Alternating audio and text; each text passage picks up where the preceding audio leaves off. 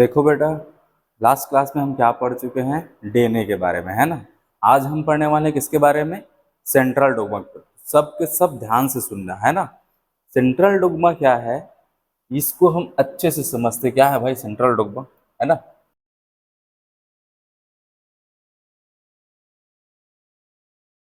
देखो, central dogma का मतलब क्या होता है कि जो इंफॉर्मेशन है ना, वो एक पीढ़ी से दूसरी पीढ़ी में जाती है, वहां पर एग्जीक्यूट होती है।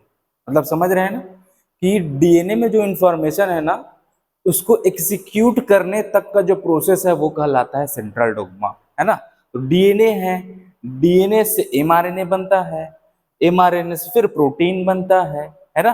तो ये जो प्रोसेस है, इंफॉर्मेशन का जो फ्लो है, इसको कहा जाता है सेंट्रल डोग्मा। ठीक है, तो फिर ये हो गया एक नॉर्मल, आपको ऐसा बताने के लिए। फिलहाल के लिए आपको क्या देखना है, देखिए ये जो कॉन्सेप्ट है वो किसके द्वारा दिया गया है? फ्रांसिस क्रिक के द्वारा। तो साइंटिस्ट का नाम नहीं भूलेंगे, क्योंकि एनसीईआरटी में अगर नाम दिया है तो कहीं ना कहीं इंपॉर्टेंट है। ठीक है, अब ये जो फ्लो है वो यूनिडायरेक्शनल है ना। जो सेंट्रल डोग्मा यूकैरियोट्स में अगर हम बात करें, है ना, यूकैरियोट्स में अगर हम बात करें तो ये फ्लो कैसा रहता है इसका? यूनिडायरेक्शनल। यूकैरियोट्स बोले या फिर प्रोकैरियोट्स बोले, है ना, सब में कैसा रहता है? यूनिडायरेक्शनल फ्लो रहता है। ये जीवों की बात करें, यूनिडायरेक्शनल फ्लो मतलब जो लिविंग ऑर्गेनिज्म है ना, लिविंग ऑर्गेनिजम्स, उन सब में इंफॉर्मेशन का जो फ्लो है वो यूनिडायरेक्शनल होता है। यूकैरियोट्स बोलो चाहे प्रोकैरियोट बोलो, सब में यूनिडायरेक्शनल फ्लो होता है। अभी यूनिडायरेक्शनल का मतलब क्या? यूनिडायरेक्शनल का मतलब होता है एक रास्ते में जाना, है ना, मतलब एक साइड जाना, सीधा एक दिशा में जाना। यूनि का मतलब एक, डायरेक्शन का मतलब दिशा, है ना। तो एक दिशा में जाना, ठीक है। तो यहाँ पर देखिए, ये जो डीएनए है वो आरएनए बनता है, आरएनए से फिर प्रोटीन बनता है। तो फ्लो देखिए ऐसा हो रहा है ना एक लाइन में। ऐसा तो नहीं कि आरएनए बनने के बाद वापस डीएनए बन गया, नहीं, है ना। ये फ्लो कैसा रहता है? यूनिडायरेक्शनल रहता है। अब देखिए, जब डीएनए से डीएनए बनता है, क्या बन रहा है भाई? डीएनए से डीएनए बन रहा है, तब इसको हम बोलते हैं रेप्लिकेशन। क्या बोलते हैं? रेप्ली रेप्लिकेशन। ओके, डीएनए से डीएनए बन रहा है, तब इसको क्या बोलोगे आप? रेप्लिकेशन। ठीक है, अब होता क्या है कि जब डीएनए से आरएनए बनना होता है, मतलब जो इंफॉर्मेशन है ना, इसको क्या किया जाता है? इससे इंफॉर्मेशन से हमको वो प्रोटीन बनाना है ना। तो यहां पर आप ध्यान से समझिएगा कि यहां पर राइबोसोम की कंडीशन रहती है, कंडीशंस, है ना, कंडीशंस। ठीक है, अब देखो यहां पर क्या है, डीएनए में सारा इंफॉर्मेशन है, तो हम इसी से डायरेक्ट प्रोटीन क्यों नहीं बना लेते? क्योंकि प्रोटीन के लिए कोड तो इसमें है, तो इसी से बना लो ना भाई। ये बीच में ये मीडिएटर लाने की क्या जरूरत है ना। तो राइबोसोम है नखरा वाला। नखरा वाला का मतलब समझ रहे हो? नखरा करता है बहुत, इसकी कंडीशन है, कुछ शर्तें हैं। भाई मेरी शर्तें मानो तभी मैं काम करूंगा, वरना नहीं करूंगा। ठीक है, तो ये है आपका राइबोसोम।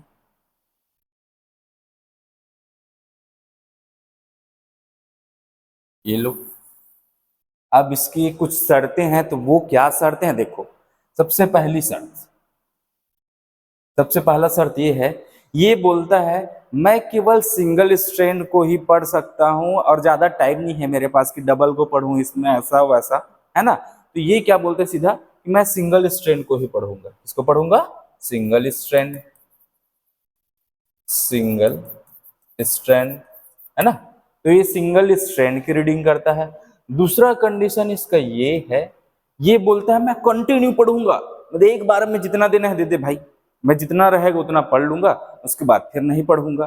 तो कंटिन्यू पढ़ूंगा, मेरे को कोई डिस्टर्बेंस नहीं चाहिए कि एक थोड़ा सा कोड पढ़े उसके बाद फिर से ब्रेक ले ली, ऐसा नहीं, है ना। मैं पढ़ूंगा तो लगातार पढ़ूंगा, वरना नहीं पढ़ूंगा। ठीक है, तो ये हो गया, ये रहता है कंटिन्यू रीडिंग। ओके, ये लो, अब इसकी ये दो शर्तें प्रॉपर मानना पड़ेगा। अब इसके पास इंफॉर्मेशन है, लेकिन इससे हम प्रोटीन बनाते हैं, राइबोसोम से ही प्रोटीन बनता है। अब इसकी शर्तों में डीएनए खरा उतर रहा है क्या? देखो तो, वो कह रहा है सिंगल स्ट्रैंडेड, डीएनए तो अपना डबल स्ट्रैंडेड है। ये डीएनए है ना अपना, ये डीएनए है अपना, ये कैसा है? डबल स्ट्रैंडेड है ना। तो ये क्या करता है, एक सहारा लेता है एक मीडिएटर का, जिसको हम बोल रहे हैं एम आर एन ए। क्या बोल रहे हैं, एम आर एन ए, इसका सहारा लेता है। अब डीएनए क्या करता है, एक प्रोसेस है जिसको बोलते हैं ट्रांसक्रिप्शन। क्या बोलते हैं, ट्रांसक्रिप्शन। अब इस ट्रांसक्रिप्शन प्रोसेस के द्वारा डीएनए से क्या बना लिया जाता है, एमआरएनए, है ना। हिंदी में बोलते हैं बेटे इसको अनुलेखन, है ना, अनुलेखन। इसको क्या बोला जाता है, अनुलेखन। ठीक है, तो ये लोग, ये हो गए भाई अनुलेखन। अब आपको क्या देखना है कि डीएनए से हम आरएनए बनाना है, उसकी शर्तों को पूरा करने के लिए, है ना। तो यहाँ पर क्या है, डीएनए जो अपना रहता है वो रहता है स्प्लिट वाला, स्प्लिट जीन रहते हैं, मतलब इसमें कोडिंग सीक्वेंस के साथ साथ नॉन कोडिंग सीक्वेंस रहते हैं। लेकिन इसको क्या है, कंटिन्यू पढ़ना है। अब देखो पढ़ने का मतलब, यहाँ पर है कोडिंग सीक्वेंस, उसके बाद है नॉन कोडिंग, फिर कोडिंग, नॉन कोडिंग। मतलब राइबोसोम का शर्त क्या है, मैं कंटिन्यू पढ़ूंगा इस ग्रीन वाले को, मतलब इन कोडिंग सीक्वेंस को ही पढ़ूंगा। अब इसको बोला जाता है एक्सॉन, इसको भी बोला जाता है एक्सॉन, ये बीच वाले को बोला जाता है इंट्रॉन। इसको नहीं पढ़ूंगा बोल रहा है वो इंट्रॉन को, ये लो, इसको नहीं पढ़ूंगा बोल रहा है। अब हमारे पास जो डीएनए में इंफॉर्मेशन है वो तो ऐसा है भाई, अब उसका शर्त क्या है, मैं कंटिन्यू पढ़ूंगा। तो इसने क्या किया, सबसे पहले तो ऐसा एमआरएनए बनाया जिसमें ऐसे कोड थे, है ना, एक्सॉन इंट्रॉन, एक्सॉन इंट्रॉन, है ना, इसमें ऐसे कोड थे। ठीक है, उसको हम बोलते हैं एचएनआरएनए। क्या बोलते हैं, एचएनआरएनए। ठीक है, प्री आरएनए बोलते हैं जिसको, एचएनआरएनए। ठीक है, अब एचएनआरएनए बनाया जिसमें ऐसे एक्सॉन इंट्रॉन है। अब उसका शर्त क्या है कि मैं केवल एक्सॉन पढ़ूंगा, मतलब जो कोड रहेगा प्रोटीन का वही पढ़ूंगा, उसके बाद मैं कुछ नहीं पढ़ूंगा। ऐसा नहीं है कि एक पढ़ा उसके बाद यहाँ पर ब्रेक ले लिया फिर इसको पढ़ा, ऐसा नहीं है, उसके शर्तों को पूरा करना पड़ेगा। तो यहाँ पर क्या किया जाता है, एचएनआरएनए से स्प्लाइसिंग प्रोसेस के द्वारा इन इंट्रॉन्स को बाहर कर दिया जाता है। अब बेटा जब आप ट्रांसक्रिप्शन पढ़ोगे तो ये एक्सॉन क्या है, इंट्रॉन क्या है, ये भी पढ़ोगे, स्प्लाइसिंग क्या है वो भी पढ़ोगे। ठीक है, तो अभी आपको केवल नाम ध्यान में रखना है। स्प्लाइसिंग का मतलब होता है इन इंट्रॉन्स को, ये जो ब्लू वाले दिखाई दे रहे हैं, इन सबको बाहर करना। सिंपल, बाहर कर दो भाई। स्प्लाइसिंग प्रोसेस के द्वारा हमने क्या बाहर कर दिया, इंट्रॉन। अब आपके पास क्या बचा, जब आप ये दोनों को अलग कर दिए यहाँ पर इन इंट्रॉन्स को, आपके पास क्या बचा, केवल एक्सॉन एक्सॉन। यहाँ पर जो एमआरएनए है इसके पास क्या है, ऐसे intron, sorry axon, axon E1 मान लो, E2, E3, है ना, ये E1 है, ये E2 है। वैसे तो ऐसे मान लो क्या रहते हैं आपके पास, ऐसे एक्सॉन है ना, उसको यहाँ पर ऐसे जोड़ दिए, एक्सॉन को, इंट्रॉन्स को अलग करके इनको जोड़ दिए। तो ये जो एक्सॉन एक्सॉन है, जो कोडिंग सीक्वेंस है, इसको बोला जाता है एमआरएनए। अब देखिए राइबोसोम की शर्त पूरी हो रही है या नहीं। यहाँ पर क्या है, एमआरएनए सिंगल स्ट्रैंडेड है ना, डीएनए अपना डबल स्ट्रैंडेड था, उसने क्या बना लिया, सिंगल स्ट्रैंडेड एमआरएनए। पहला शर्त पूरा हो गया भाई। दूसरा शर्त क्या था, मैं लगातार पढ़ूंगा, तो यहाँ पर इसके लगातार पढ़ने के लिए यहाँ पर कोडिंग सीक्वेंस को अरेंज कर दिया। अब भी इसकी शर्तों को पूरा कर रहा है। अब क्या किया जाएगा, इसका ट्रांसलेशन किया जाएगा। ट्रांसलेशन, ट्रांसलेशन का मतलब होता है बेटा हिंदी में अनुवादन। क्या होता है, अनुवादन। इसका मतलब होता है कि यहाँ पर जो मैसेज इसके द्वारा दिया गया है, डीएनए के द्वारा एमआरएनए में, अब इसको हम पढ़ेंगे और कौन सा मैसेज है, वहां पर कौन से अमीनो एसिड आएंगे, वो सब के लिए यहाँ पर मैसेज है। तो यहाँ से इसको लाया जाता है राइबोसोम में। ये है एमआरएनए, ये है एमआरएनए, है ना। यहाँ पर ला लिया जाता है एमआरएनए को और फिर इसको पढ़ा जाता है, इसके कोड को। यहाँ से पढ़ के फिर ऐसे प्रोटीन्स बनते हैं यहाँ पर, है ना। यहाँ से क्या बनने लगेंगे, प्रोटीन्स। जो कोड है उसके लिए यहाँ पर प्रोटीन बनेंगे। तो अब देखिए ये जो प्रोटीन है यही तो कैरेक्टर है भाई, यही क्या है, कैरेक्टर। जो प्रोटीन्स हैं वही तो कैरेक्टर्स होते हैं। जैसे कि यहाँ पर कोड है आंख का, स्किन के कलर का, बालों के रंग का, है ना। जितने भी चीजें हैं माँ बाप में जो प्रोटीन्स रहते हैं वैसे प्रोटीन्स बनाने के लिए इंफॉर्मेशन इसमें है। अब इसको बच्चे में लाया जाता है तो उसमें जो प्रोटीन्स वो बनते कैसे हैं, इस mRNA के द्वारा, इस राइबोसोम में पढ़कर, है ना, यहाँ से पढ़ा जाता है तो वैसे प्रोटीन्स बनते हैं जैसे माँ बाप में रहते हैं। तो ये कैरेक्टर्स जो यहाँ पर लिखे हैं वो कैरेक्टर्स क्या है, ये प्रोटीन है ना, ये प्रोटीन ही है। जैसे स्किन का कलर मान लो, स्किन कलर, दूसरा मान लेते हैं अपना आई का कलर, आई कलर, है ना। तो ऐसे जितने भी हमारे शरीर में जो प्रोटीन्स हैं, जो संरचनाएं हमको दिखाई दे रही है, ये सब क्या है भाई, कैरेक्टर्स। अब ये कैरेक्टर्स कैसे बने हैं, इस प्रोटीन के द्वारा। फिर प्रोटीन कहाँ पर बना है, राइबोसोम में। तो राइबोसोम में प्रोटीन बना है तो कैसे बना है, कुछ स्पेशल चीज था क्या, तो हाँ, यहाँ पर mRNA भेजे थे, उसको पढ़ के उसके हिसाब से ऐसे प्रोटीन बना है। तो ये हो गया, चलो ठीक है। अब mRNA कैसे बना, mRNA बना ट्रांसक्रिप्शन के द्वारा। तो किससे बना, DNA से बना। क्लियर ना, एकदम स्पष्ट है। आपको क्या बताना है, इंफॉर्मेशन का फ्लो कैसे होता है, मतलब यहां तक का सफर, प्रोटीन बनने तक का सफर। तो यहां पर है DNA से हमने mRNA बनाया, mRNA से हमने प्रोटीन बनाया। अब ये जो फ्लो ऑफ इंफॉर्मेशन है इसी को बोला जाता है सेंट्रल डोग्मा, और ये यूनिडायरेक्शनल होता है, ये हमको मालूम है, हम देख लिए अभी जस्ट। DNA से mRNA, mRNA से प्रोटीन। क्लियर, कोई दिक्कत इसमें, सब सही है, एकदम स्पष्ट, ठीक है। चलिए नेक्स्ट देखते हैं।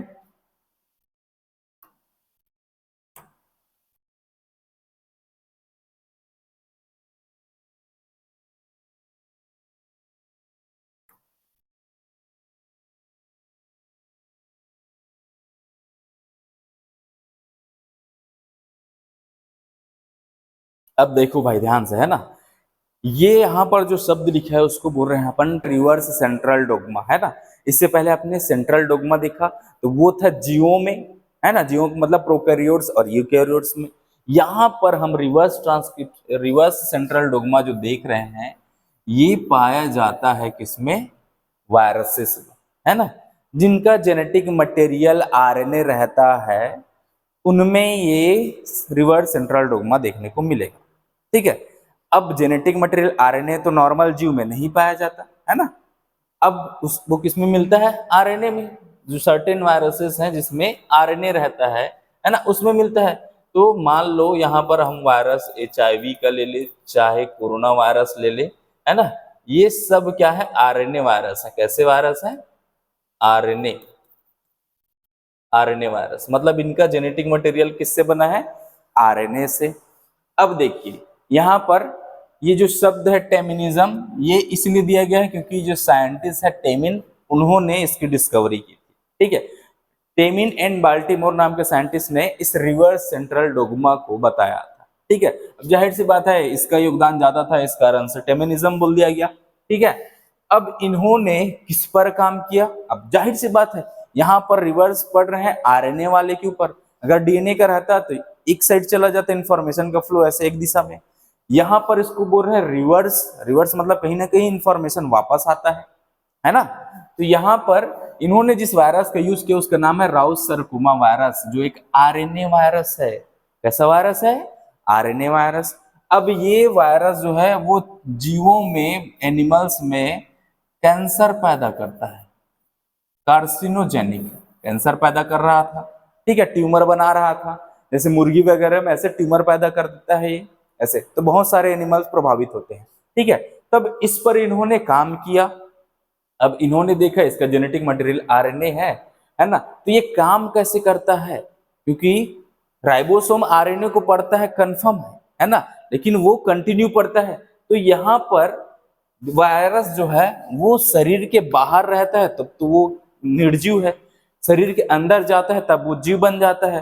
तो क्या RNA से, ये RNA है ना, इस RNA से क्या डायरेक्ट प्रोटीन बनता है, यहां से डायरेक्ट ऐसे प्रोटीन बन जाएगा क्या, क्योंकि RNA है, ये RNA को पढ़ेगा, इसकी शर्तों को पूरा कर रहा है, सिंगल स्टैंडर्ड है।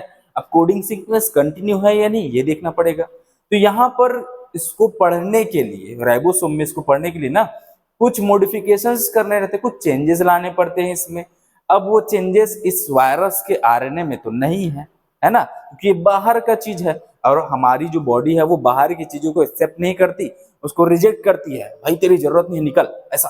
ठीक है, अब ये यहाँ पर इसको रिजेक्ट किया जाता है, तो ये क्या करता है, जो ऑर्गेनिज्म है जिस पर उसने आक्रमण किया है ना, जिस ऑर्गेनिज्म पर आक्रमण किया उसके डीएनए की जो मैकेनिज्म है उसको अपना लेता है। मतलब यहाँ पर ये एक एंजाइम की मदद लेता है जिसको हम बोलते हैं रिवर्स ट्रांसक्रिप्टेज। ये देखिए, है ना, ये जो एंजाइम है इसकी मदद लेता है, और आरएनए से क्या बना लिया, ये डीएनए।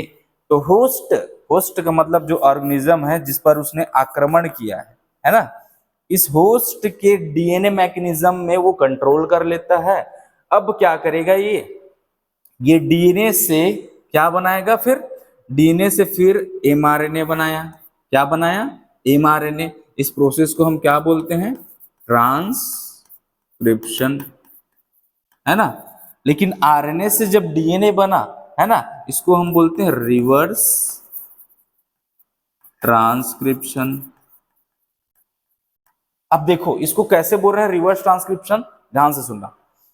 यहां पर पहले आरएनए था, आरएनए से क्या बना, डीएनए, वापस से डीएनए से आरएनए बन रहा है, एमआरएनए, यहां पर इसको फिर से एमआरएनए बनाया जाता है। ठीक है, यहां पर एमआरएनए फिर से बना दिया, मतलब आरएनए से डीएनए, डीएनए से फिर आरएनए। तो ये प्रोसेस कैसा दिख रहा है, यहां से इधर आए, इधर से फिर वापस जा रहे हैं, तो इसको बोलते हैं रिवर्स ट्रांसक्रिप्शन। क्या बोल रहे हैं, रिवर्स ट्रांसक्रिप्शन। ठीक है, तो यहां तक हमने एमआरएनए बना लिया। अब ये जाके क्या करेगा, ट्रांसलेशन द्वारा, ट्रांसलेशन द्वारा ये बनाएगा, एमआरएनए है ये बना लिया भाई यहां पर राइबोसोम में आके, राइबोसोम, यहां पर राइबोसोम में आके बना लिया भाई प्रोटीन। ये बनने लगे यहां पर प्रोटीन, क्या बनने लगे, प्रोटीन। लो तो हो गया। अब देखो सिंपल क्या है, यहां पर वायरस का जेनेटिक मटेरियल आरएनए, है ना, तो आरएनए को यहां पर डायरेक्ट रीड नहीं कर सकते क्योंकि यहां पर कुछ मॉडिफिकेशन, कुछ चेंजेस करने पड़ते हैं, है ना। तो वो चेंजेस इस वायरस के आरएनए में तो नहीं है, मतलब ये इसको एक्सेप्ट नहीं करेगा। तो फिर क्या किया जाता है, इसको भेज दिया जाता है सबसे पहले डीएनए के रूप में, मतलब जो होस्ट है जिसमें इस वायरस ने हमला किया है वहां पर इस एंजाइम की मदद से, रिवर्स ट्रांसक्रिप्टेज, है ना, रिवर्स ट्रांसक्रिप्टेज, इस एंजाइम की मदद से आरएनए से डीएनए बना लिया जाता है। फिर डीएनए की जो मैकेनिज्म है होस्ट की, है ना, वहां से फिर इसको एमआरएनए में बना लिया जाता है। डीएनए से क्या बना लिए, फिर वापस एमआरएनए, फिर एमआरएनए से हमने ट्रांसलेशन द्वारा यहाँ राइबोसोम में प्रोटीन बना लिया। अब देखिए यहाँ जो प्रोटीन बन रहा है ना, वो इस जीव का नहीं है, इस ऑर्गेनिज्म का नहीं है जिस पर उसने आक्रमण किया है, वो किसका है, वायरस का। किसका है, ये वायरस का। अब इसमें जैसे जैसे कोड रहेंगे जो प्रोटीन बनाने वाले, वैसे ही प्रोटीन यहाँ पर बनेंगे। यहाँ पर उसके जैसे प्रोटीन बन रहा है, नेचुरली हमारे अंदर वो प्रोटीन नहीं बन रहे थे, लेकिन इस वायरस के डीएनए, ये जो आरएनए है उसके कारण यहाँ पर वायरस जैसे प्रोटीन बनने लगे। तो ये तो फिर गड़बड़ है, ये प्रोटीन फिर नुकसान कर सकता है, फॉरेन वाला है, तो फॉरेन का मतलब बाहर से आया है ना, तो ये तो नुकसान पहुंचा सकता है। अब क्या किया जाए, है ना। अब क्या किया जाता है, इस प्रोटीन को फिर हमारे शरीर के द्वारा एक्सेप्ट नहीं किया जाता। इस प्रोटीन को ऐसे बाहर करने की ना बहुत सारी कोशिशें की जाती है, हमारे शरीर का जो प्रतिरक्षा तंत्र है वो काम करता है। ठीक है, तो सबसे पहले आपको यहाँ पर सेंट्रल डोग्मा में ही रहना है, ध्यान से सुनना। यहाँ पर क्या था कि वायरसेस में जेनेटिक मटेरियल आरएनए रहता है, तो आरएनए को डायरेक्ट यहाँ पर ये रीड नहीं कर पाता क्योंकि इसमें ऐसे कुछ फालतू के सीक्वेंस भी रहते हैं इस कारण से। ठीक है, क्योंकि ये कंटिन्यू रीड करता है, तो ये सबसे पहले आक्रमण करता है होस्ट किसी भी जीव में, वहां पर उसके डीएनए मैकेनिज्म को कंट्रोल करके ये आरएनए से डीएनए बना लिया, कौन से एंजाइम की मदद से, रिवर्स ट्रांसक्रिप्टेज एंजाइम की मदद से। ठीक है, अब यहाँ पर इस एंजाइम की मदद से डीएनए तो बना लिए, अब ये डीएनए को डायरेक्ट पढ़ नहीं सकता राइबोसोम, तो यहाँ से क्या किया जाता है कि डीएनए से वापस एमआरएनए बना लिया जाता है, सिंगल स्ट्रैंडेड और पूरा कोडिंग सीक्वेंस है ऐसा। अब लेकिन यहाँ पर जो कोड है वो कैसा कोड है भाई, वायरस वाला कोड है, वायरस में जो प्रोटीन्स थे वैसा कोड है, तो यहाँ से फिर वो प्रोटीन राइबोसोम के द्वारा बनने लगते हैं, वायरस वाले प्रोटीन। ये जो बढ़ रहे हैं प्रोटीन्स वो वायरस वाले है ना, वायरस के प्रोटीन है ऐसा। ठीक है, क्लियर ना। अब यहाँ पर इसको बोला जाता है by directional flow of information. ध्यान से सुनना, बाई डायरेक्शनल क्यों बोल रहे हैं? ये दो दिशा में चल रहा है क्या? देखिए तो कहीं पर दिख रहा है दो दिशा, बिल्कुल यहाँ पर दिख रहा है कि पहले हमने आरएनए से क्या बना लिया, डीएनए। रिवर्स ट्रांसक्रिप्शन मतलब ये क्या है, ये हो गया आपका डीएनए से मतलब आरएनए से डीएनए रिवर्स ट्रांसक्रिप्टेज एंजाइम की मदद से वापस से डीएनए से आरएनए बना रहे हैं, है ना। तो पहले यहाँ इधर आए, मतलब यहाँ पर थे, यहाँ से चल के इधर आ गए, अब वापस यहाँ से चल के इधर ही जा रहे हैं। तो ये क्या है, ऐसे आना जाना। यहाँ पर क्या है, रिवर्स ट्रांसक्रिप्शन हो रहा है ना। क्या हो रहा है, रिवर्स ट्रांसक्रिप्शन। आरएनए से डीएनए बन रहा है, डीएनए से वापस आरएनए बन रहा है। क्लियर। तो ये है आपका रिवर्स सेंट्रल डोग्मा, जो कि वायरसेस में होता है। देखिए, है ना, ये वायरसेस, इन वायरसेस में ऐसा पाया जाता है। ठीक है, तो आपको ध्यान में क्या रखना है भाई, ये एंजाइम का नाम, ये एंजाइम का नाम और ये जो प्रोसेस है वो किस में हो रहा है, वायरसेस में हो रहा है कि ऐसे बैक्टीरिया में या फिर यूकेरियोटिक सेल में हो रहा है, ऐसा। ठीक है, तो ये आपको ध्यान में रखना है। रिवर्स ट्रांसक्रिप्शन एंजाइम मदद करता है आरएनए से डीएनए बनाने। क्लियर, एकदम इजी। ठीक है, कोई समस्या? ध्यान से सुनो बेटा, ये सब चीजें आपको ना मतलब ध्यान में रखना है, इसको समझना है, ऐसा नहीं कि आपको इसको रटना है ना। एकदम क्लियर है प्रोसेस, केवल नाम याद रखने हैं आपको, है ना। और ऐसे भी ये सब चीजें पढ़ने में मजा आता है, बायोलॉजी पढ़ने में मजा तो आता है ना। ठीक है, बहुत अच्छी चीज, इंटरेस्टिंग चीजें जानने को मिलती है अपने को। ठीक है, ये हो गया आपका क्या, रिवर्स सेंट्रल डोग्मा। अब इस चीज को आप ऐसे ना कोरोना वायरस से समझ सकते हो स्पष्ट। कोरोना वायरस के पास आरएनए था, उसने जो इंसानों पर आक्रमण किया, हमला किया, उसने इस एंजाइम की मदद से डीएनए बनाया। अब डीएनए क्या है, हमारे जो शरीर में है जो वायरस वाला डीएनए ऐसे कोडिंग वाला, तो वो क्या वापस से एमआरएनए बनाता है। अब एमआरएनए मतलब वहां पर ना वायरस वाले प्रोटीन के लिए कोड थे, तो फिर इस एमआरएनए से राइबोसोम के द्वारा जो प्रोटीन बने वो वायरस वाले प्रोटीन बने, है ना। तो ऐसे जो कोरोना वायरस का भी हमला हुआ ना बेटा, वो ऐसा ही है ना। ये प्रोसेस ऐसा, ऐसा नहीं कि आप बाहर से कुछ भी पढ़ रहे हो, जो चीजें एक्चुअल में होती है उसके बारे में पढ़ रहे हैं, है ना, एकदम क्लियर। ठीक है,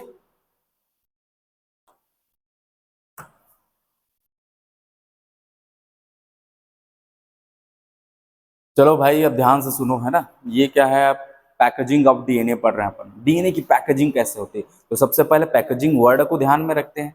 पैकेजिंग वर्ड का मतलब क्या होता है, किसी भी चीज को पैक करना, है ना।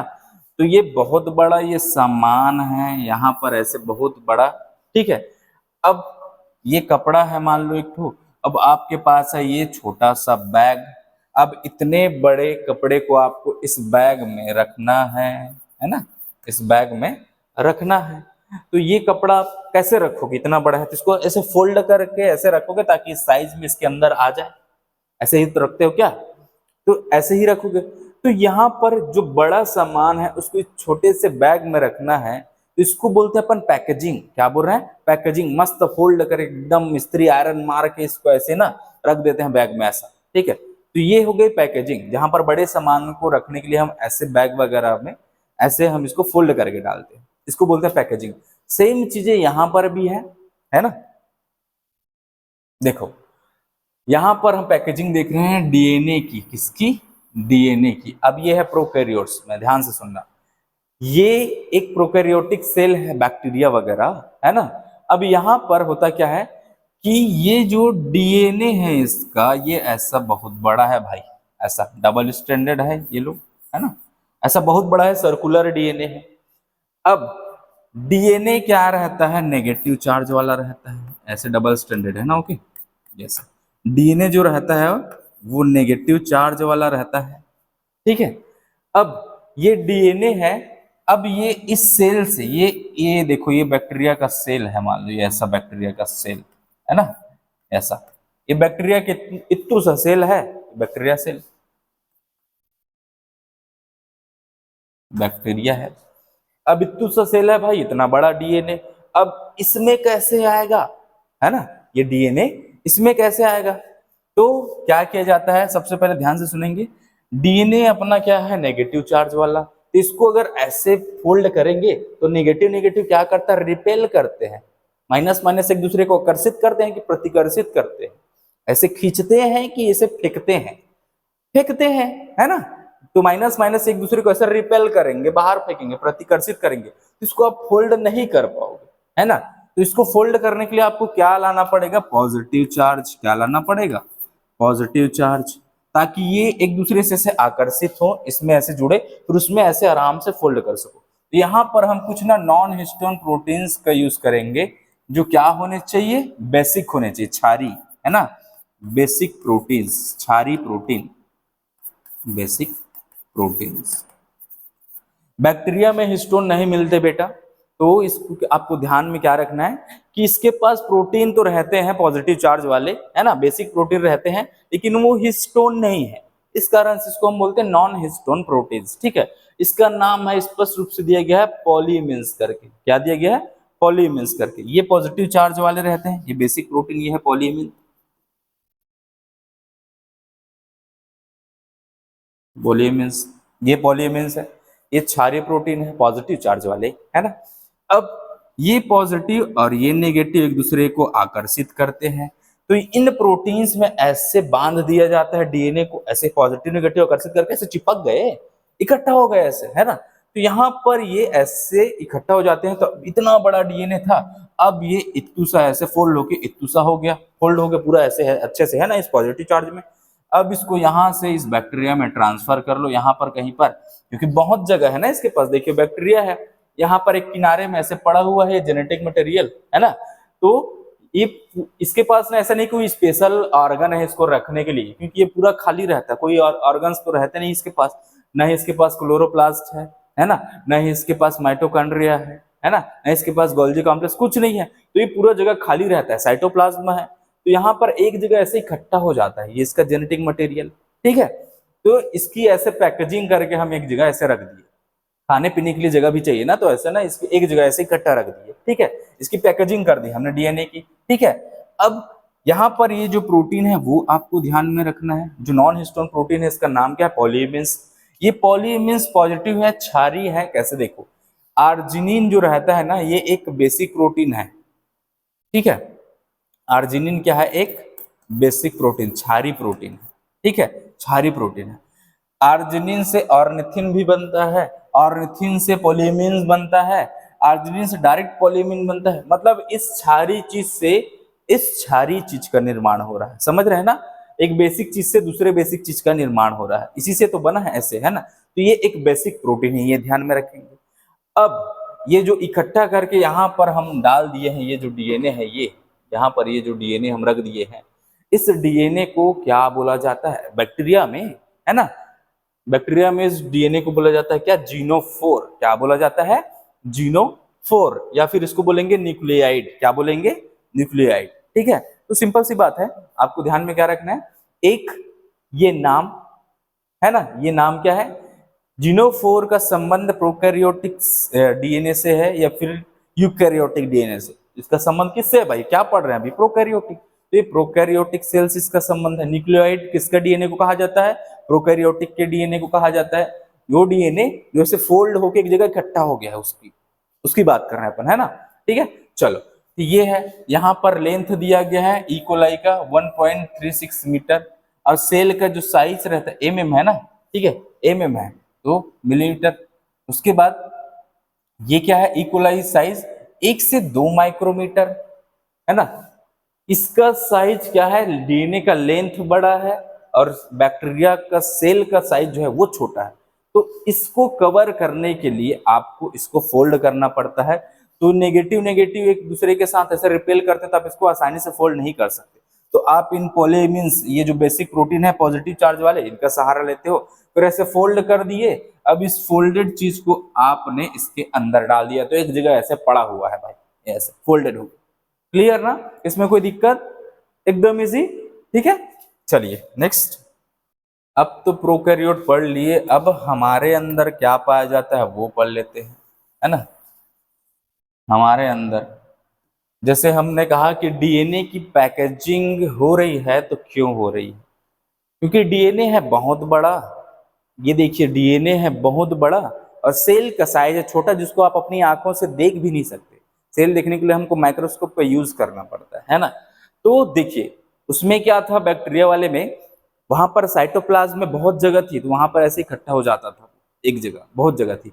यहाँ पर तो स्पेशल ऑर्गन में मिलता है ना, एक सेल ऑर्गेनेली है उसमें मिल रहा है ये इसको बोलते हैं न्यूक्लियस। क्या बोल रहे हैं? न्यूक्लियस, न्यूक्लियस, है ना। अब इतना बड़ा सेल है, हमारे पास डीएनए कितना है? 2.2 मीटर का डीएनए है, इसकी लंबाई इतनी है।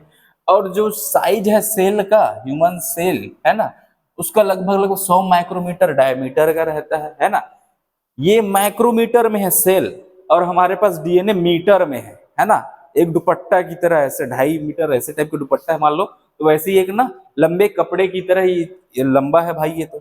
और इतना ही बड़ा ऐसा मान लोगे 2 मीटर का, ऐसे 2-2.5 मीटर का अगर कपड़ा है। अब सेल एकदम छोटा जिसको आप देख भी नहीं सकते, और डीएनए इतना बड़ा, इसको कैसे करोगे आप? कैसे रखोगे बताओ? कैसे पैकेजिंग करोगे? बहुत बड़ा है और सेल एकदम छोटा, इसके अंदर कैसे आता है डीएनए, है ना। इसी को समझते हैं। अभी देखिए हमारे अंदर बहुत बड़ा डीएनए है भाई, 2.2 मीटर का, सेल का साइज छोटा है ना। अब सेल का साइज छोटा है ये तो छोड़ो, उसके अंदर न्यूक्लियस है उसका भी साइज छोटा है। यहाँ पर ये जो लिखी गई है ना ये बात, ये सेल का साइज है, ये सॉरी न्यूक्लियस का साइज है यहाँ पर। तो सेल को छोड़ो, सेल के अंदर जो न्यूक्लियस है मतलब उससे भी छोटा, इसके अंदर डीएनए मिलता है। ये देखो ये डीएनए न्यूक्लियस में पाया जाता है, तो ये तो गड़बड़ है भाई, बहुत छोटा हो गया ये तो, न्यूक्लियस बहुत छोटा है ना। अब क्या किया जाता है, इस डीएनए को जो बहुत लंबा है, ये है नेगेटिव चार्ज वाले, अभी जस्ट देखे। अब इसको पैक करना है, तो यहाँ पर भी हम ऐसे पॉजिटिव चार्ज वाले प्रोटीन्स की मदद लेते हैं, पॉजिटिव चार्ज प्रोटीन्स की मदद लेते हैं, प्रोटीन्स की मदद लेते हैं। तो हमारे अंदर जो पॉजिटिव चार्ज वाले जो प्रोटीन्स पाए जाते हैं उनको बोला जाता है हिस्टोन प्रोटीन। क्या बोला जाता है? Histone protein. ठीक है, मतलब इन प्रोटीन की मदद से हम, हिस्टोन प्रोटीन एक बेसिक प्रोटीन है। क्या है? Basic protein. बेसिक मतलब क्षारी, ठीक है, जिसको आप क्षारी बोलते हैं, क्षारी प्रोटीन। अब ये पॉजिटिव चार्ज वाला है, तो इस नेगेटिव और पॉजिटिव चार्ज वाले प्रोटीन, मतलब नेगेटिव चार्ज और पॉजिटिव चार्ज एक दूसरे को अट्रैक्ट करते हैं। इन हिस्टोन प्रोटीन में डीएनए को ऐसे लपेटा जाता है जैसे कि एक भंवरा रहता है ना बेटा, लट्टू, लट्टू रे, है ना, भंवरा, ऐसे बाटी भंवरा नहीं खेले हो रे, है ना। तो वैसे ही क्या होता है, ये जो डीएनए है वह एक रस्सी के समान है, और जो भंवरा है ना बेटा, वो क्या है, वो हिस्टोन प्रोटीन है ना। वो जैसे भंवरा है, भंवरे में ऐसे रस्सी लपेट रहे हो, ठीक है, तो रस्सी बहुत बड़ा रहता है, तो इत्तू से भंवरे में कैसे आएगा? उसको ऐसे लपेटते हो ना, नहीं लपेटते, ऐसे लपेटते हो। तो वैसे ही लपेटते हम इस हिस्टोन प्रोटीन में, किसको? उस रस्सी को, उस डीएनए को, ठीक है। अब ये डीएनए को ऐसे लपेट दिए अच्छे से कॉम्पैक्ट करके। आप देखियो ना भंवरे में इतना लंबा रस्सी, उसको भी लपेट के इत्तू से भंवरे में ऐसे हम मैनेज कर लेते हैं, ठीक है। तो वैसे यहाँ पर हमने डीएनए को इसमें लपेट दिया, हिस्टोन प्रोटीन में। अब बहुत बड़ा डीएनए ऐसे ना छोटे छोटे हिस्टोन प्रोटीन्स के ऐसे ना संरचना बनाता है, ऐसे साथ में मिल, है ना। तो यहाँ पर जो संरचना बनता है इस पॉजिटिव नेगेटिव चार्ज वाले इस संरचना से मिलकर, डीएनए से और इस हिस्टोन प्रोटीन से मिलकर, इसको हम बोलते हैं न्यूक्लियोसोम। क्या बोलते हैं? न्यूक्लियोसोम, है ना। ये एक स्ट्रक्चरल यूनिट है क्रोमेटिन फॉर्मेशन की। तो सबसे पहले आप ये सोच रहे होंगे कि भाई डीएनए का तो समझ में आता है, पहले हिस्टोन प्रोटीन को तो बता दो, है ना। तो देखो सबसे पहले आपको ध्यान में रखना है, इन दोनों चीजों से मिलकर न्यूक्लियोसोम बनेगा। तो न्यूक्लियोसोम क्या है, ये सवाल अभी के लिए रख देते हैं, आपको इसको आगे पढ़ना है हमको, ठीक है। तो सबसे पहले हम हिस्टोन प्रोटीन के बारे में देख लेते हैं, समझ रहे हैं ना। अभी हमने क्या देखा, हमने डीएनए देखा जो कि बहुत बड़ा रहता है, इसको इस न्यूक्लियस में जिसका साइज कितना है, 10⁻⁻6 माइक्रोन, ठीक है। अब यहाँ पर इस न्यूक्लियस के अंदर हमको इस डीएनए को भरना है भाई, पैक करके रखना है। तो हम यहाँ पर पॉजिटिव चार्ज वाले की मदद ले रहे हैं। तो क्यों ले रहे हैं आपको मालूम है, नेगेटिव नेगेटिव एक दूसरे को ऐसे रिपेल करते हैं, है ना। हमारे अंदर जो डीएनए है वो कैसा है, लीनियर है, सर्कुलर नहीं है ना। जैसे अभी बैक्टीरिया में हमने देखा सर्कुलर, तो हमारे अंदर कैसा रहता है, लीनियर डीएनए रहता है। कैसा डीएनए है? Linear DNA. ओके, तो यहाँ पर इन पॉजिटिव हिस्टोन प्रोटीन्स की मदद लेके हम उसको ऐसे जैसे भंवरे में लपेटते हैं रस्सी, वैसे ही इसको हम लपेट के रख देते हैं और उस जो भंवरा में रस्सी लिपटा हुआ है उसको हम बोल रहे हैं न्यूक्लियोसोम। क्या बोल रहे हैं? न्यूक्लियोसोम। तो चलिए देखते हैं सबसे पहले हिस्टोन प्रोटीन क्या है, कितने प्रकार के रहते हैं। ठीक है, देखो बेटा हिस्टोन प्रोटीन क्या है अभी जस्ट समझे। हिस्टोन प्रोटीन एक बेसिक प्रोटीन है भाई। बेसिक प्रोटीन मतलब यहाँ पर लिखा हुआ देखिए, है ना, ये हिस्टोन प्रोटीन एक बेसिक प्रोटीन है, क्षारीय प्रोटीन है जिसके पास पॉजिटिव चार्ज रहता है। कैसा चार्ज रहता है? Positive charge. तो ये बेसिक प्रोटीन क्यों है, इसको क्षारीय क्यों बोल रहे हैं? क्योंकि यहाँ पर दो बेसिक अमीनो एसिड है, आर्जिनिन और लाइसिन। ये जो हिस्टोन प्रोटीन है उसमें आर्जिनिन और लाइसिन की मात्रा बहुत ज्यादा पाई जाती है। और आर्जिनिन और लाइसिन क्या है? अमीनो एसिड है। क्या है भाई? Amino acid. Amino acid. कैसे अमीनो एसिड? बेसिक, क्षारीय, है ना, क्षारीय अमीनो एसिड है ये। ऐसा तो इनके कारण हिस्टोन प्रोटीन का नेचर जो है वो बेसिक रहता है। तो ये होते हैं पॉजिटिव चार्ज वाले। ठीक है, हिस्टोन प्रोटीन्स एस फेज में सिंथेसाइज होते हैं। अबे एस फेज क्या है भाई, है ना? अब एस फेज क्या है ना? एस फेज ये जो सेल साइकिल आपको दिखाई दे रही है यहाँ पर, है ना, तो एक सेल जब ऐसे दो सेल में डिवाइड होता है, दो सेल बोलो या फिर चार सेल बोलो, है ना, माइटोसिस में। ठीक है, माइटोसिस में दो सेल, मियोसिस में चार सेल, ऐसा। ठीक है, तो ये क्या होता है, ऐसे सेल साइकिल चलता है हमारे अंदर। तो ये जो G1 फेज है, S phase, G2, M phase दिखाई दे रहे हैं ना, तो इन फेजेस के हिसाब से जो सेल है वो डिवाइड होता है। तो एस फेज क्या है, यहाँ पर डीएनए का रेप्लिकेशन होता है। क्या होता है? डीएनए का रेप्लिकेशन। Replication, okay. अब यहीं पर बोला जा रहा है हिस्टोन प्रोटीन भी बनते हैं। हिस्टोन प्रोटीन भी बन रहे हैं, समझ रहे हो? डीएनए का रेप्लिकेशन मतलब डीएनए का फोटोकॉपी, डीएनए से डीएनए बनाना। ठीक है, मतलब यहाँ पर नेगेटिव चीजें भी बन रही हैं बेटा, और यहाँ पर पॉजिटिव चीज भी बन रही है। समझ रहे हैं ना? इस डीएनए के साथ साथ यहाँ पर ये पॉजिटिव हिस्टोन प्रोटीन्स भी बन रहे हैं इस फेज में, इस फेज में, है ना। तो यहाँ पर नेगेटिव और पॉजिटिव दोनों चीजें बनती है। ठीक है, अब ये जैसे डीएनए बनते जाता है, हिस्टोन प्रोटीन भी बन रहा है, वैसे साथ में ये ऐसे ना बनने लगते हैं, पॉजिटिव नेगेटिव अट्रैक्ट करते हैं ना, तो डीएनए बनता गया तो ऐसे हिस्टोन प्रोटीन के साथ ऐसे लिपटते जाता है, उसमें ऐसे भंवरे की तरह ऐसे घूमता है, रस्सी की तरह। ठीक है, जैसे भंवरे में रस्सी लपेट देते हैं वैसे ही डीएनए भी ऐसे हिस्टोन प्रोटीन में लिपट जाता है, अच्छे से उसको ऐसे बांध देता है। ठीक है, अब उसके बाद फिर वो बाद में ऐसे ना क्या होता है, सेल जब डिवाइड होता है ना, तो ऐसे एम फेज है, एम फेज, ये माइटोटिक फेज है ना। तो यहाँ पर मेटाफेज स्टेज में आपको क्रोमोसोम देखने को मिलता है। क्या मिलता है? क्रोमोसोम, है ना, मेटाफेज स्टेज में। तो ऐसे क्रोमोसोम क्या है? ऐसा डीएनए ही है, लेकिन ऐसा कॉम्पैक्ट डीएनए है, ऐसा डीएनए का सारा रचना है, लेकिन कॉम्पैक्ट रहता है। कॉम्पैक्ट मतलब बहुत छोटा। ठीक है, तो यहाँ पर ये जो हिस्टोन प्रोटीन है, डीएनए ऐसे मिल के ऐसे यहाँ से इस फेज से ऐसे क्या होते जाएंगे, ये बनाते जाएंगे ऐसे क्रोमेटिन, न्यूक्लियोसोम, क्रोमेटिन, उसके बाद लास्ट में क्रोमोसोम। ठीक है, तो हम क्रोमोसोम क्यों बना रहे हैं भाई, वो भी देखते हैं। सेल डिवीजन के लिए चाहिए क्रोमोसोम, है ना, ये सवाल है, वो सब आपको मार करके रखना है, आखिर ये सब चीज क्यों हो रही है। ठीक है, तो सबसे पहले आप यहाँ पर रहिए, यहाँ क्या हिस्टोन प्रोटीन एस फेज में सिंथेसाइज होते हैं वो देख लिए। ठीक है, अब जो हिस्टोन प्रोटीन है हमारे पास ये रहते हैं 5 प्रकार। कितने प्रकार के? 5 टाइप्स।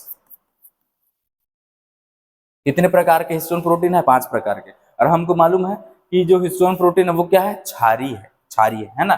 तो हमारे पास 5 प्रकार के हिस्टोन प्रोटीन है। अब देखो आपको इसको कैसे याद रखना है, जैसे ना आपने महाभारत देखी होगी, महाभारत में क्या था, जैसे द्रौपदी के 5 पति थे ना, 5 पांडव थे। ठीक है, वैसे ही यहाँ पर ना ये 5 स्टोन है ना।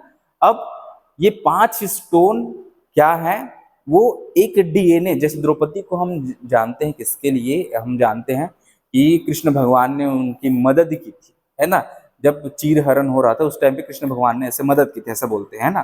तो क्या है, वहां पर हम ऐसे साड़ी जो कृष्ण भगवान के द्वारा जो दिया जाता है, हम उसके लिए जानते हैं। ठीक है, तो यहाँ पर क्या है, डीएनए को आप ऐसा मान लो साड़ी टाइप का, है ना। तो साड़ी का मतलब बहुत लंबा है ऐसे। ठीक है, डीएनए बहुत लंबा है।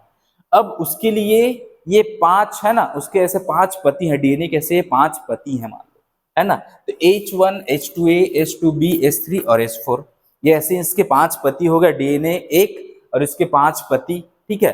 तो इन पांचों की सहायता से डीएनए का जीवन यापन चलता है, मतलब वो अपना क्या है, घर गुजारा करते हैं, मतलब समझ रहे हैं ना। वो क्या करती है, वैसे इसके साथ में रहती है, इन 5 प्रोटीन के साथ में रहती है, ठीक है। अब देखिए, सभी हिस्टोन प्रोटीन्स में हम यहाँ पर बोल रहे हैं कि ये क्या है, आर्जिनिन और लाइसिन रिच रहता है। तो यहाँ पर एक्स्ट्रा डाटा दिया है क्या, H1 में केवल लाइसिन की मात्रा ज्यादा रहती है। H1 को लिंकर हिस्टोन बोल रहे हैं, तो इसको लिंकर हिस्टोन क्यों बोल रहे हैं वो भी देखेंगे, है ना। लिंकर हिस्टोन आखिर क्यों बोल रहे हैं, लेकिन आपको नाम तो याद रखना ही पड़ेगा, इसको लिंकर हिस्टोन बोल रहे हैं वो, है ना। इसके बाद आप इसको समझ जाओगे लिंकर हिस्टोन क्यों बोल रहे हैं, ठीक है। H2A स्लाइटली लाइसिन, ये भी लाइसिन वाला स्लाइटली, है ना। ये H3 और H4 आर्जिनिन वाले हैं, ठीक है। तो आपको ध्यान में क्या रखना है, एक डीएनए और उसके साथ जीवन यापन करने के लिए ये 5 प्रोटीन्स हैं, ये सारे के सारे हिस्टोन प्रोटीन हैं, और उसके ऐसे सब यूनिट है, मान लो ये क्या है, सब यूनिट है, ठीक है। अब इनके साथ में डीएनए का जीवन यापन चलता है, और ऐसे ही वो एक सेल में पड़ा रहता है इन प्रोटीन्स के साथ, ठीक है। ये हो गया। तो इन जो प्रोटीन्स हैं, H1 को तो बोल रहे हैं लिंकर या फिर हिस्टोन, सॉरी लिंकर हिस्टोन, है ना। यहाँ पर H2A से H2B H3 और H4 ये 4 हैं, इन चारों के ऐसे ना 2-2 यूनिट पाए जाते हैं। कितने यूनिट पाए जाते हैं, 2-2 यूनिट, मतलब 4 है, 4 का गुणा 2 से कर दो तो कितना हो जाता है बेटा, 8। क्या हो जाता है, 8। मतलब टोटल इसकी संख्या कितनी है, 8 है। कितनी है, 8। ये एक अकेला है, बाकी इसकी संख्या ऐसे डबल है, दोगुनी है। तो यहाँ पर ये 8 पाए जाते हैं। इनको बोला जाता है ऑक्टामर। क्या बोला जाता है, ऑक्टामर, है ना। 8, 8 को आप किसके लिए जानते हो, 8 ऑक्टा बोलते हैं ना, है ना। तो यहाँ पर इसको बोला जाता है ऑक्टामर, या फिर इसको बोलते हैं न्यू बॉडी। न्यू बॉडी का मतलब समझ रहे हैं ना, एनयू का संबंध न्यूक्लियोसोम से है, एनयू है ना, न्यूक्लियोसोम, है ना। न्यूक्लियोसोम आप लिखोगे तो कैसे लिखते हो, न्यूक्लियोसोम। तो यहाँ पर जो एनयू लिखा है वो ये है एनयू, ठीक है बेटा। ये है न्यूक्लियोसोम, जिसको हम न्यू बॉडी बोल रहे हैं। तो यहाँ पर न्यूक्लियोसोम बनाने में मेन जो हिस्सा है, मेन जो भागीदारी है, वो इस ऑक्टामर की है। इस कारण से इसको बोल रहे हैं न्यू बॉडी। क्या बोल रहे हैं, न्यू बॉडी, ठीक है। चलो, ये हो गया एकदम क्लियर। एक है आपके पास H5 जो हिस्टोन प्रोटीन है, ये H1 का ही ना टाइप है, उसका आइसोटोप है मान लो। ये एवियन, एवियन का मतलब होता है पक्षी बेटा, बर्ड्स में, है ना। बर्ड के आरबीसी में, किसमें, आरबीसी में H5 टाइप का ये आपको हिस्टोन प्रोटीन देखने को मिलता है। बाकी हमारे अंदर H5 नहीं मिलता बेटा, ठीक है। अब ध्यान से सुनेंगे, यहां तक आपने क्या समझा, ये यूकेरियोटिक की बात करें, हम हिस्टोन प्रोटीन देख रहे हैं, है ना। तो हिस्टोन प्रोटीन के हमने क्या देखा कि ये एक बेसिक प्रोटीन है सबसे पहले तो, है ना। अब बेसिक प्रोटीन है तो यहाँ पर ना कुछ बेसिक अमीनो एसिड पाए जाते हैं, कौन कौन से हैं, आर्जिनिन और लाइसिन, ठीक है। अब बेसिक है, इस कारण से ये पॉजिटिव चार्ज है। तो ये पॉजिटिव चार्ज वाला हमको क्यों चाहिए, क्योंकि हमको इस नेगेटिव चार्ज वाले डीएनए से क्या करना है, काम चलाना है, इसके साथ इसका ना रिश्ता बनाना है, शादी करना है इनकी, है ना। डीएनए हिस्टोन प्रोटीन इस कारण से चाहिए हमको, ठीक है। तो यहाँ पर हम 5 प्रकार के हिस्टोन प्रोटीन देख रहे हैं, H1 H2A H2B H3 and H4, है ना। 5 है तो ऐसे मत बोल देना H1 से लेकर H5 तक, है ना। H2 है वो 2 भाग में ऐसे बटा हुआ है, ठीक है, H2A और H2B में, ठीक है। चलो, ये हो गया 5 प्रकार के हिस्टोन प्रोटीन। H1 को लिंकर हिस्टोन कहा जाता है बेटा। क्या बोला जाता है, लिंकर हिस्टोन, है ना। इसको क्यों कहा जाता है अभी जस्ट देखते हैं अपन, ठीक है। अब उसके बाद ये जो 4 बचे, H1 को छोड़ के जो 4 बचे, इन सब के ऐसे 2-2 यूनिट पाए जाते हैं, मतलब 4 है तो इनका गुणा आप 2 से कर दो, टोटल कितने आ जाते हैं, 8। मतलब इनकी संख्या 8 पाई जाती है, ठीक है। अब 8 है, इस कारण से इसको साथ में क्या बोलते हैं बेटा, ऑक्टोमर बोल रहे हैं। क्या बोल रहे हैं, ऑक्टोमर। इसको न्यू बॉडी भी बोलते हैं, क्योंकि न्यूक्लियोसोम की जो संरचना बनाने में इनकी हिस्सेदारी रहती है, इस कारण से इसको न्यू बॉडी भी बोल रहे हैं, ठीक है। क्लियर ना। H5 वाला ये किसमें मिलता है, बर्ड की आरबीसी में मिलता है, ये आपको ध्यान में रखना है, ठीक है। चलो, ये हो गया, कितना क्लियर ना, कोई समस्या इसमें, एकदम क्लियर, ठीक है। चलो।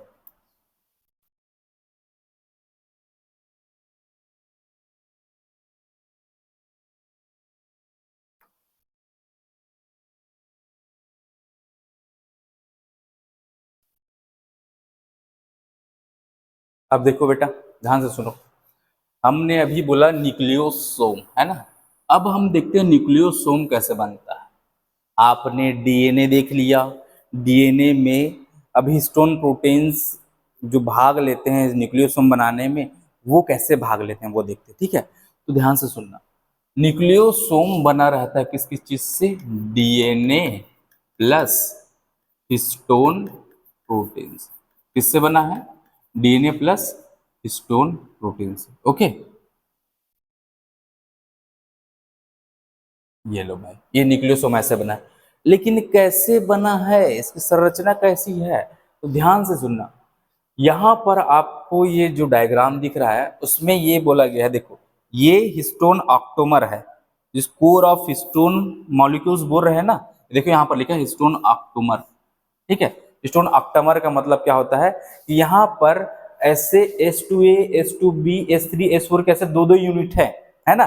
तो ये देखो, ये है एक एक हिस्सा एक साइड, तो इसी के पीछे ना ऐसे ना, ये ऐसे इसका एक दूसरा हिस्टोन प्रोटीन, इसका दूसरा ऐसे ना, ऐसे अलग अलग से ऐसे ना इसके पीछे में लगे हुए हैं। तो H2A के पीछे है H2B, H2B के पीछे है H2A, H3 के पीछे है H4, H4 के पीछे है H3, ऐसे, ठीक है। तो समझ गए ना। तो ये क्या है, इसकी संख्या ऐसे डबल है, 8 है। ये यहाँ पर आपको 4 दिखाई दे रहे हैं, उसके पीछे में फिर से 4 है, तो टोटल हो गए 8। तो ऐसे 8 मिलकर ऐसे कोर बनाते हैं बेटा, एक बॉल बना रहे हैं जिसको हम बोल रहे हैं हिस्टोन ऑक्टोमर। इसी बॉल से जो पॉजिटिव है, क्या है ये, पॉजिटिव,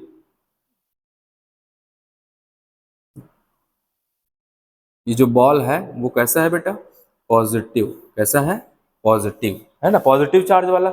और ये अपना डीएनए है कैसा, नेगेटिव चार्ज वाला, है ना।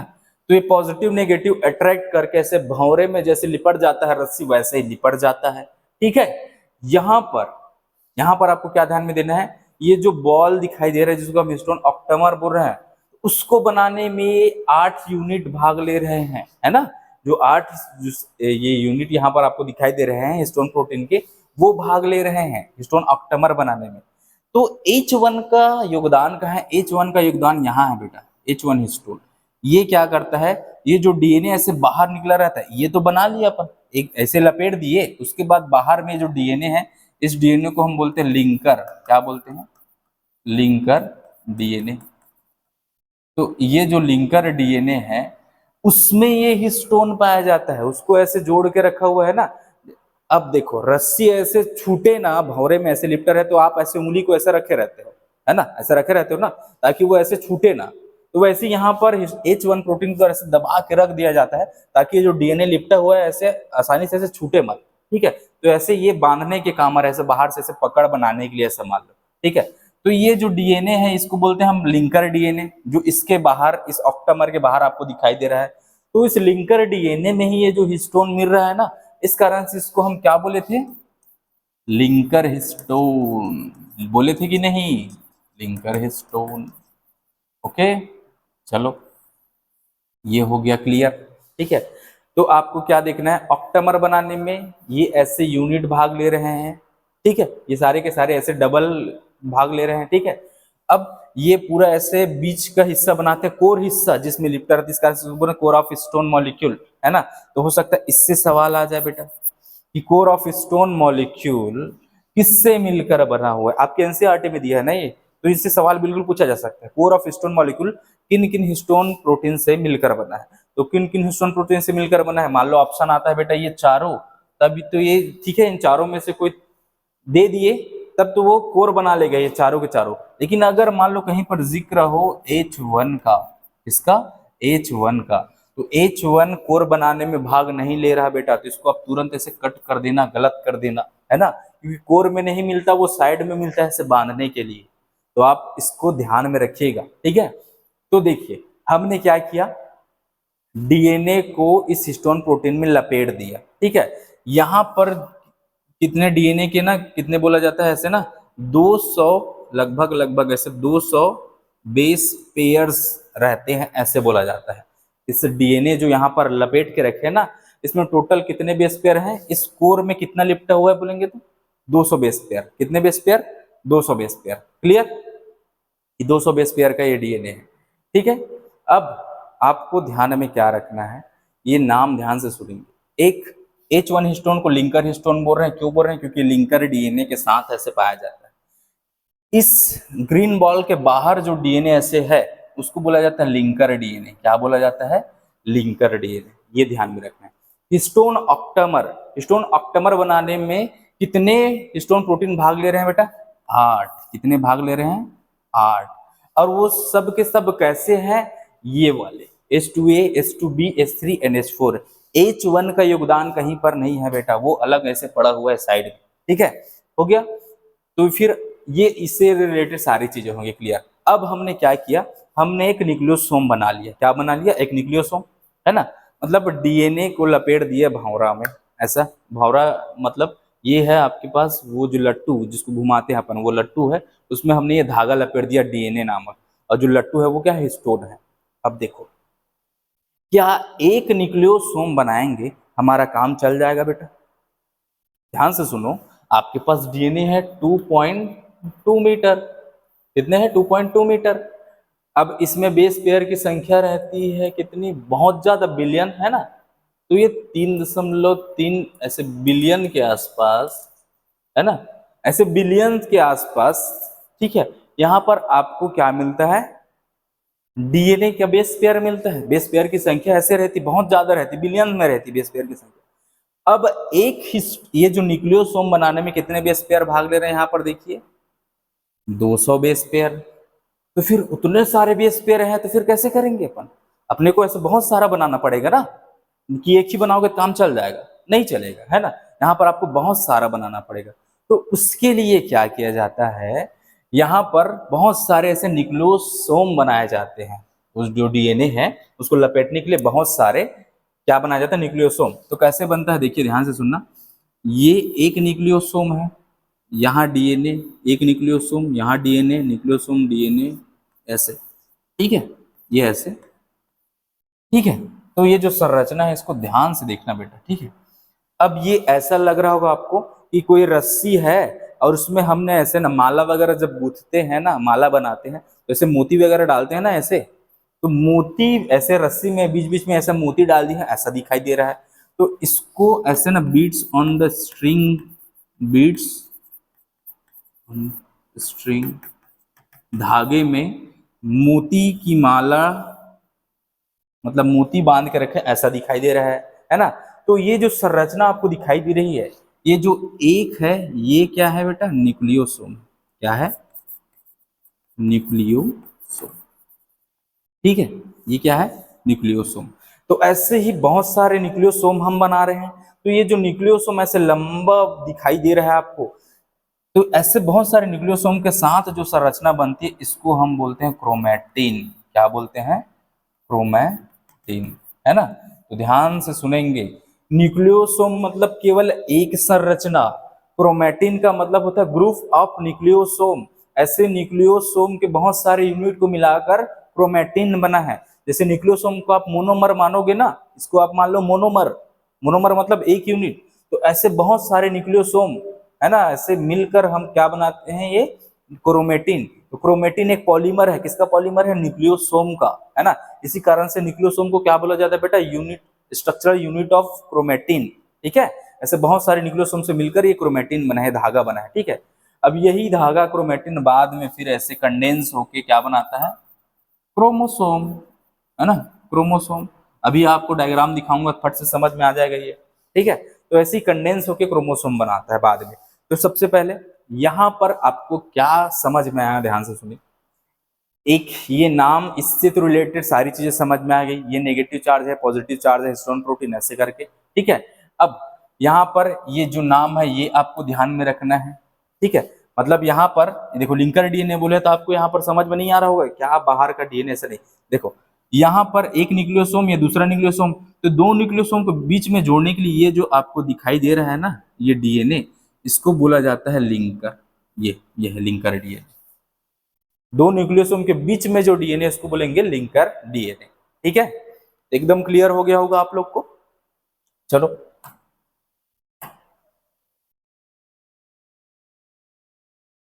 अब हम न्यूक्लियोसोम का ऑर्गेनाइजेशन देखते हैं बेटा।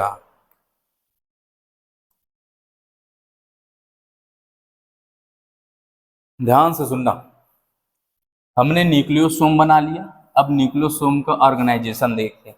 मतलब न्यूक्लियोसोम बनाए हो तो आखिर क्यों बनाए हो, क्या रीजन है इसके पीछे। ठीक है, तो न्यूक्लियोसोम हमने बना लिया, ये ऐसी संरचना देखिए यहाँ पर ये दिखाई दे रहे हैं ना, ये संरचना आपको दिखाई दे रही है, ऐसा ही बना था न्यूक्लियोसोम। ठीक है, तो देखो यहाँ पर है डीएनए, ये है भैया डीएनए। डीएनए जो रहता है अपना नेगेटिव चार्ज वाला है, कैसा है, नेगेटिव चार्ज वाला है। अब हिस्टोन प्रोटीन जो रहते हैं वो पॉजिटिव चार्ज। तो ऐसे डीएनए को लपेट के हिस्टोन प्रोटीन में, यहाँ पर ये क्या है बेटा, histone protein, H H protein, मतलब हिस्टोन प्रोटीन लिख रहे हैं ना, ये है हिस्टोन प्रोटीन।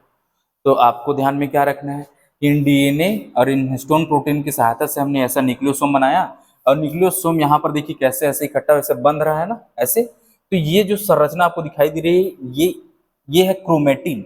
मैंने बोला अभी कि ये जो क्रोमेटिन ऐसे आपको दिखाई दे रहा है ना, ऐसे न्यूक्लियोसोम न्यूक्लियोसोम न्यूक्लियोसोम, इसको बोला जाता है क्रोमेटिन। ये सारी की सारी संरचना क्या है बेटा, क्रोमेटिन, ये है क्रोमेटिन।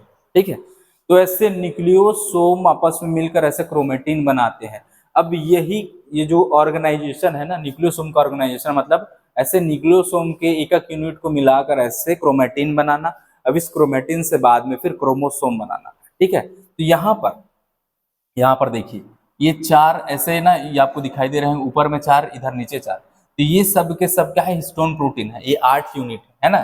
जैसे इसको मैं बोलूं H2A, तो उसके नीचे क्या रहता है बेटा, H2B। इधर इसको हम बोले फिर H2B, तो इसके नीचे क्या रहता है बेटा, H2A। इधर बोल लो H3 है तो नीचे वाला H4 है, ये ऊपर वाला H4 है तो नीचे वाला क्या है, H3 है। ये ऐसा, ये हिस्टोन प्रोटीन्स है, इसको हमने ऐसे इकट्ठा कर लिया एक जगह ऐसे। ठीक है, सारे हिस्टोन प्रोटीन को एक जगह ऐसे इकट्ठा कर लिया। अब उसके ऊपर में ये जो डीएनए है, ये तो आपका हिस्टोन है ऑप्टमर, ये है ऑप्टमर हिस्टोन का। ठीक है, अब ये जो डीएनए है, ये जो डीएनए है ना, इस डीएनए को हमने इसमें लपेट दिया, ये लो है ना, ये देखो। अब इसको ऐसे लपेट लपेट के ऐसे हमने बहुत सारे ऐसे संरचना बना ली, इसको हम बोल रहे थे क्रोमेटिन, है ना। ये है न्यूक्लियोसोम, और दो न्यूक्लियोसोम के बीच जो डीएनए, इसको लिंकर डीएनए बोल रहे थे। तो ऐसी ये संरचना बाद में ऐसे क्या बनाती है, क्रोमेटिन बनाती है। ठीक है, तो न्यूक्लियोसोम ऑर्गेनाइज होके क्या बना रहे हैं, क्रोमेटिन बना रहे हैं बेटा। ये सब क्या है, क्रोमेटिन। ये जो क्रोमेटिन है वो बाद में क्या बनाएंगे, क्रोमेटिन से बाद में क्या बनेगा, क्रोमोसोम बनेगा। ठीक है, तो ये संरचना इतना ज्यादा कंझट क्यों करना, कंझट का मतलब इतना परेशानी क्यों लेना भाई, डायरेक्ट ऐसे कॉम्पैक्ट नहीं हो सकता क्या, या फिर नॉर्मल ऐसे नहीं कर सकते क्या, इसको ऐसे ही बांध दो, रख दो ऐसा, है ना। तो ये क्या है बेटा, बहुत लंबा डीएनए है ना।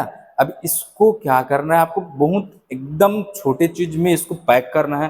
तो इसको ऐसे पैक किया जाता है, एकदम ऐसे कॉम्पैक्ट पैक किया जाता है, वो जगह एकदम ऐसे ना पड़ा रहे एक जगह पर ऐसे। ठीक है, तो वो क्या किया जाता है, इसको ऐसे हिस्टोन प्रोटीन्स की सहायता से अच्छा एकदम कॉम्पैक्ट करके रखा जाता है। जब सेल डिवाइड होता है उस टाइम पे इसका कॉम्पैक्टेशन जो संगठन है ना, वो और ज्यादा ऐसे ना एकदम बढ़ जाता है, एकदम कॉम्पैक्ट हो जाता है और ज्यादा से। ठीक है, तो बाद में ये जब क्रोमोसोम बनाएंगे तो ये जो आपको इतनी दूर दूर दिखाई दे रहा है वो एकदम और पास पास आ जाएंगे। ठीक है, ऐसा। चलो, हो गया। न्यूक्लियोसोम ऑर्गेनाइजेशन समझ गए, न्यूक्लियोसोम ऑर्गेनाइजेशन का मतलब कि न्यूक्लियोसोम आपस में मिलकर क्या बना रहे हैं, यहाँ पर क्रोमेटिन बना रहे हैं। ठीक है,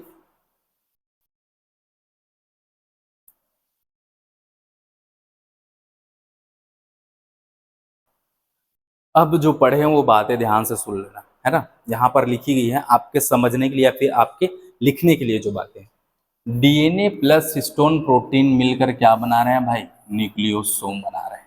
ठीक है, न्यूक्लियोसोम एक बेसिक स्ट्रक्चरल यूनिट है किसका, क्रोमैटिन का, किसका, क्रोमैटिन का।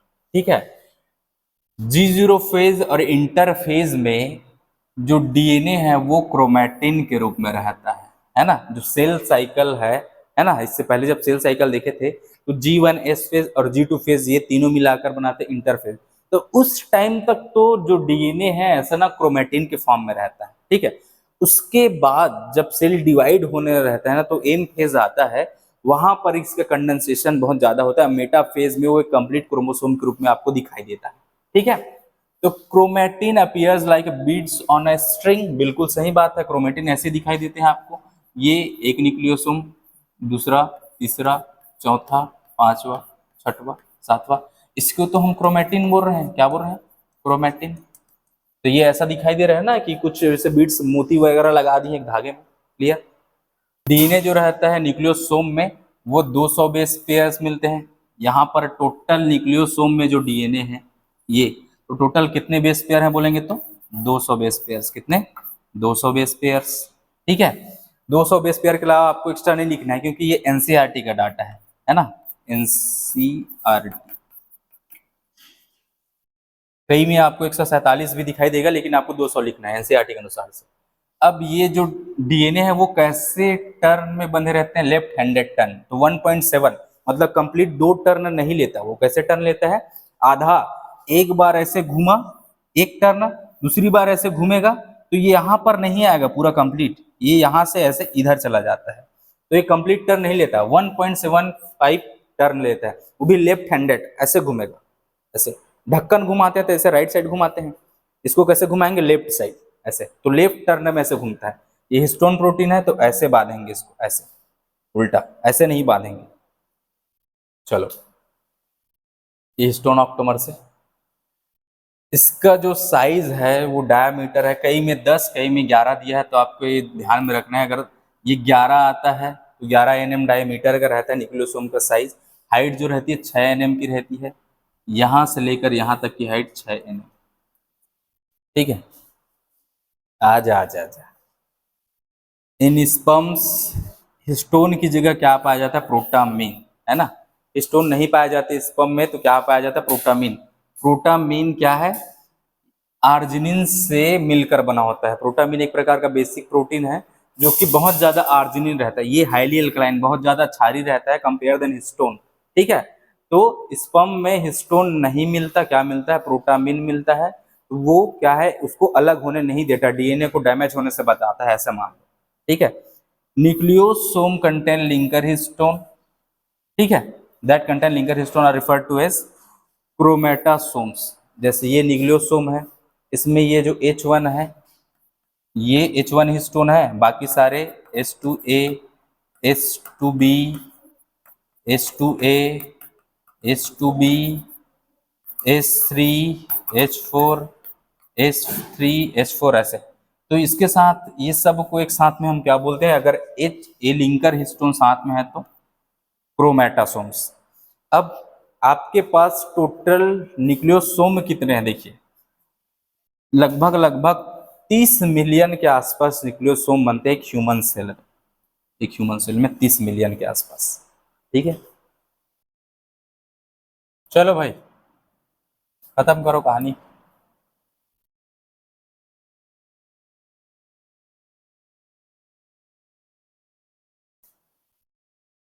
अब जो अभी तक पढ़े हो वो चीज यहां पर है, ध्यान से सुनना। सबसे पहले आपने क्या देखा? डीएनए है। डीएनए बहुत लंबा रहता है इसलिए इसको क्या किया जाता है? ऐसा पैकेजिंग किया जाता है ना, एक न्यूक्लियस में आ सके। तो डीएनए की सबसे पहले पैकेजिंग करते हैं तो हम सहारा लेते हैं पॉजिटिव चार्ज का। ये है नेगेटिव चार्ज वाला, तो यहाँ पर जो प्रोटीन्स रहते हैं वो कैसे रहते हैं? पॉजिटिव चार्ज वाले। कौन से प्रोटीन्स हैं ये? हिस्टोन प्रोटीन, है ना कि नहीं है? हाँ, इसके साथ ऐसे बंधते हैं ये 8 हैं, ऑक्टामर हैं। 1 2 3 4 5 6 7 8 ऑक्टामर है।